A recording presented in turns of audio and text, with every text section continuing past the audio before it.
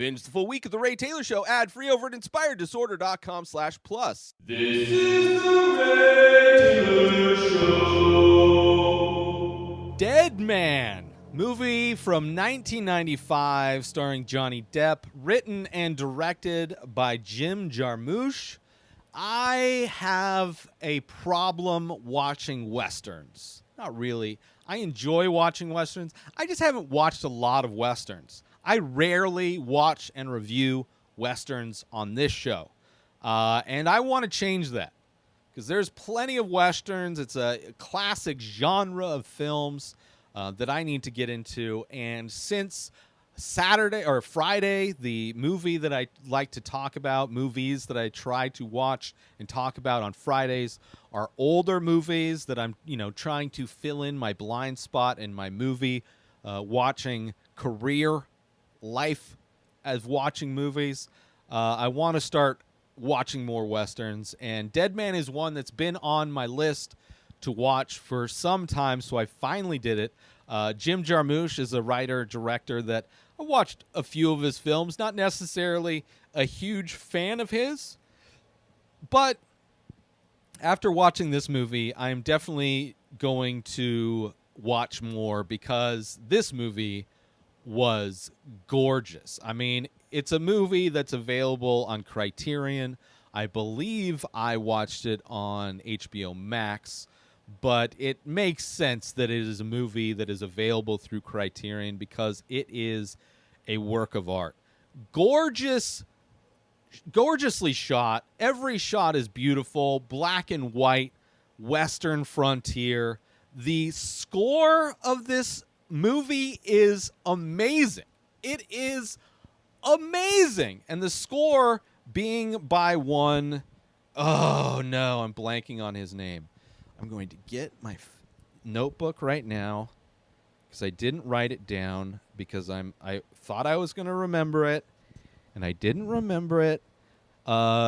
Neil Young, the guy who took on Joe Rogan against Spotify, and Spotify stuck with Rogan. Neil Young, the guitar score of this movie is amazing. There are so many times where I'm just like, the guitar riffs that are going on are like, I'm like blown away. I'm blown away. Just like I could just listen to the score of this movie that Neil Young does. And so good. Obviously, Johnny Depp is in the news, which I couldn't care less about. I don't care about celebrity gossip. I'm not necessarily even a big Johnny Depp fan, but his performance in this movie I thought was great. He is the dead man in this movie. It's just a great movie. Obviously, if you haven't watched it, I highly recommend watching it. If you haven't watched it, I will be talking about spoilers, so you have been warned. But this movie, like how it starts off with his trip from Ohio to the West, he gave up everything to follow this, to get a job out west to be an accountant, and just how they portray the passage of distance and how the people on the train change, and even how the Marty McFly's dad came and like told him you're not going to have a job when you get there. I don't care if they wrote you a letter. It's like, good luck with that job thing. Crispin Glover was great because when he gets there, obviously the job isn't there. And just the way it's filmed is like, it definitely has a specific style. It almost feels like a staged play, but it's shot clearly on location in a lot of sense. Obviously, the train stuff was probably on a studio lot somewhere, but everything else was amazing. So he shows up. He's involved in this situation. Like, it's like one event leads to the next event where it turns out that, like, the girl he just slept with, her fiance came home, found him in bed, who they broke up already, but goes to shoot Johnny Depp's character, who's what's his name? William Blake. Goes to shoot Johnny Depp's character. She jumps in front of him to get shot for him. So she dies. The bullet goes through her, ends up in Johnny Depp's chest. So Johnny Depp is the dead man walking, because that bullet's in there and it never comes out, and it's just, it's eventually going to happen. It's eventually going to happen. And now a quick word from our sponsor. Now you can wear The Many Faces, original art by Ray Taylor. Select pieces from the ongoing series of abstract ink paintings. All products made with high-quality materials, made right here in the USA. Go to inspireddisorder.com/TMF merch to browse the entire collection and save yourself an extra 10% when you check out by using coupon code RTSTMF. So once again, go to inspireddisorder.com/TMF merch and save 10% when you use coupon code RTSTMF. And now, back to our show. But Johnny Depp, and I loved the gunplay too, because bad shot, like he's just laying in bed and he's like shooting at this guy and it's just like barely missing him, then hits him in the neck. So he's on the run, steals a horse, he's on the run. Comes to find out that the person that he was supposed to be working for, that he lost his job was given away to somebody else, but the guy that ran that steel business, it was his son that died, and now Johnny Depp's character, William, is being blamed for all of the deaths. Like, everybody that dies in this movie, the blame is put on Johnny Depp, and it keeps escalating because he's on the run. He gets the friend, Nobody, this Native American guy who is, like, helping him on his journey, which I love that guy.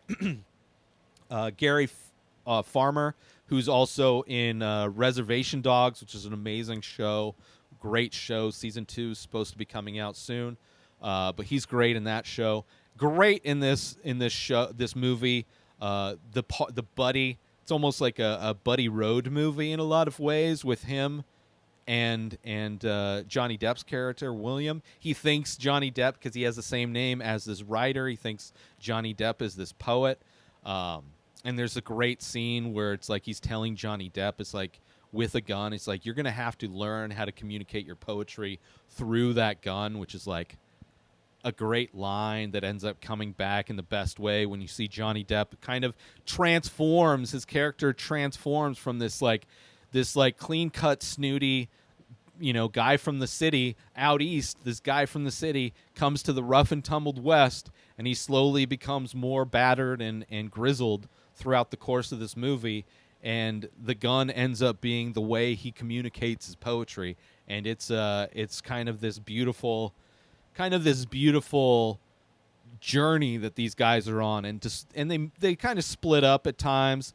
All of the characters that come through, whether it's the bounty hunters that are after William Blake, whether it's Nobody, the backstory of Nobody, how he was like, scooped up by the white man and then like sent to the UK to be like, some like zoo sideshow type of a thing, which they used to do with not only Native Americans but also African Americans or Africans in general.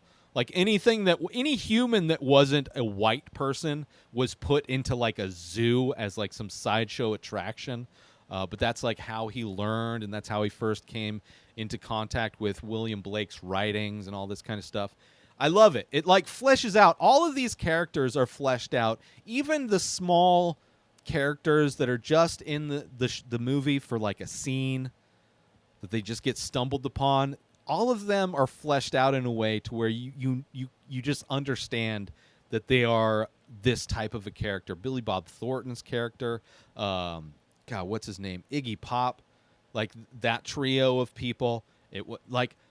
Every character in this is fleshed out in a way that's so satisfying. And really helps like this movie where there's not a lot of people, not a lot of stuff going on. It's just like these people that they come in contact with. They just that small amount of time they're able to flesh out these characters to make them feel unique and different, which I appreciate. I appreciate all that stuff.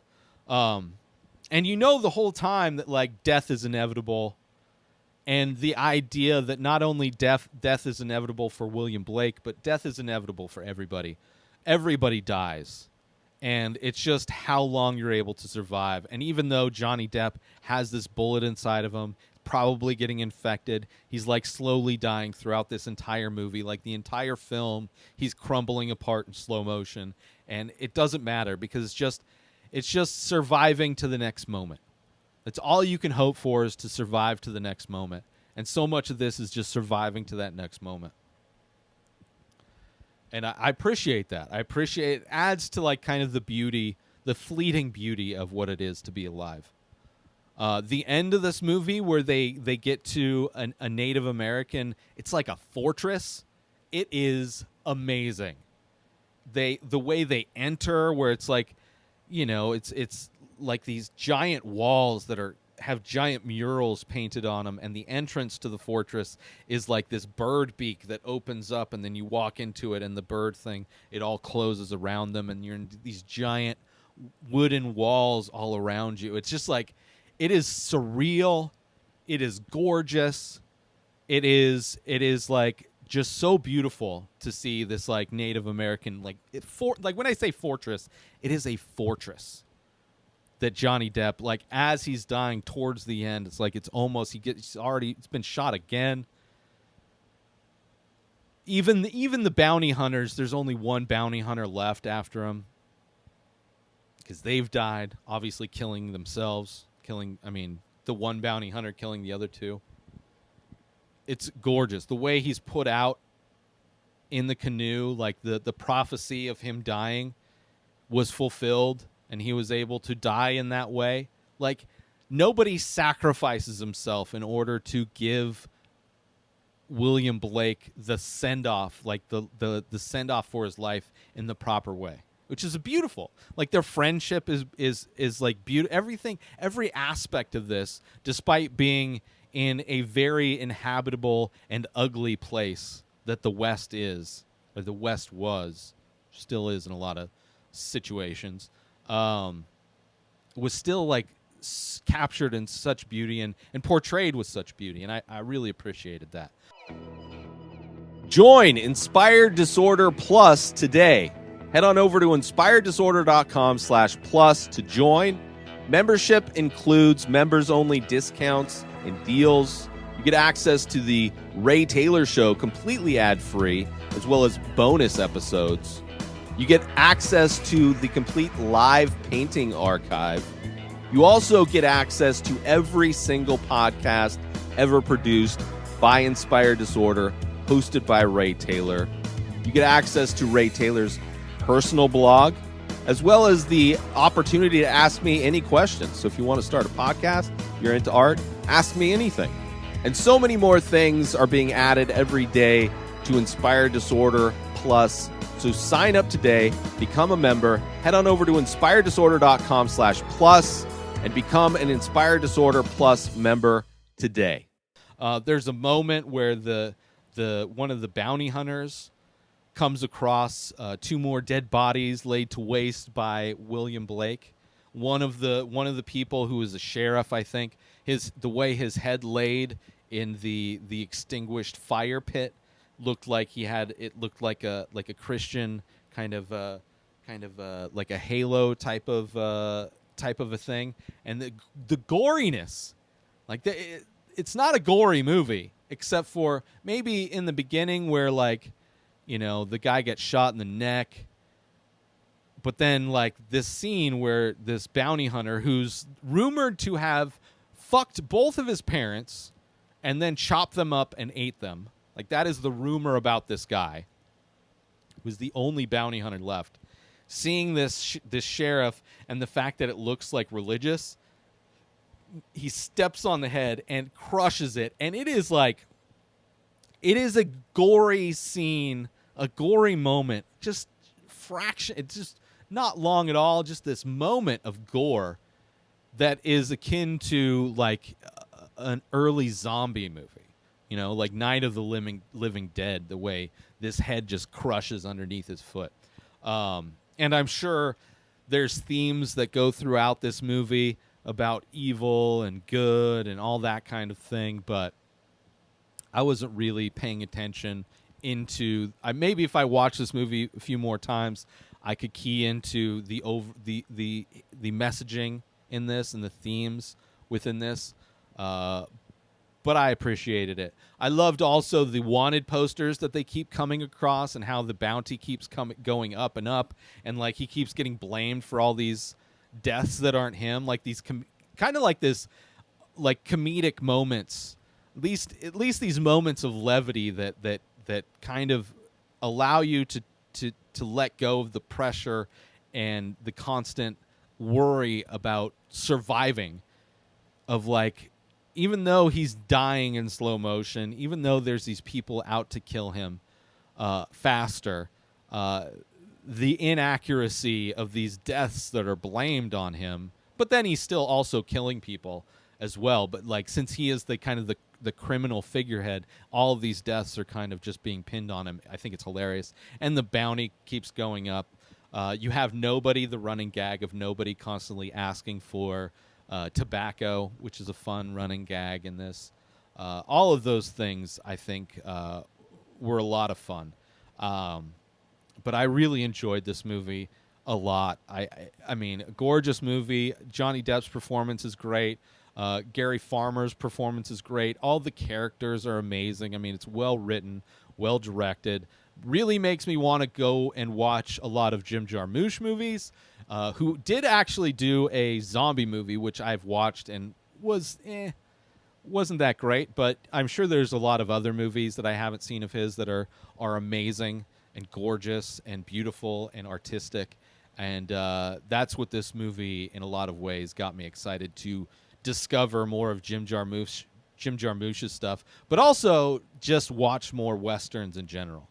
It's a genre that I need to, I mean, in addition to like horror, I think I've done a good job watching a lot of horror movies. There's still a ton that I need to go and watch, but like, for whatever reason, Western has still maintained, kind of that blind spot for me. And it's, there's, it's a genre of films that's from, the beginning of film has been such an important genre. So I'm looking forward to, by and large, I'm looking forward to not revisiting, but watching more Westerns. So I can review them and get more flesh that out a bit in my own head, that genre of film. So check it out if you haven't. Highly recommend it. Dead Man, gorgeous. If you haven't watched it for a while, go back and watch it. If you've never watched it, guaranteed you've seen the cover art for it. And it's beautiful. It's like from top to bottom, it is like a perfect movie, and I really enjoyed it. But let me know. Let me know what you think about Dead Man. I'd love to hear it. But that's it. Check it out. Dead Man. We're all dead men and women. Nobody lives forever. It's just a matter of time. And how much time you have sometimes depends on how much you try to make that next step. So make it. New episodes of The Ray Taylor Show come out every single day. Subscribe on YouTube and everywhere our podcasts are found. Binge the full week over at inspireddisorder.com/plus. Buy Ray Taylor Show merch over at inspireddisorder.com. And follow the show on Instagram at Ray Taylor Show. Have a wonderful day, everybody. Peace out! Today is the day where you wake up and you realize that everything that you've been dreaming about, everything that you've been wanting, every goal and wish and hope that you've ever had can become real. Dreams can come true. What you manifest in your mind, you can bring to reality.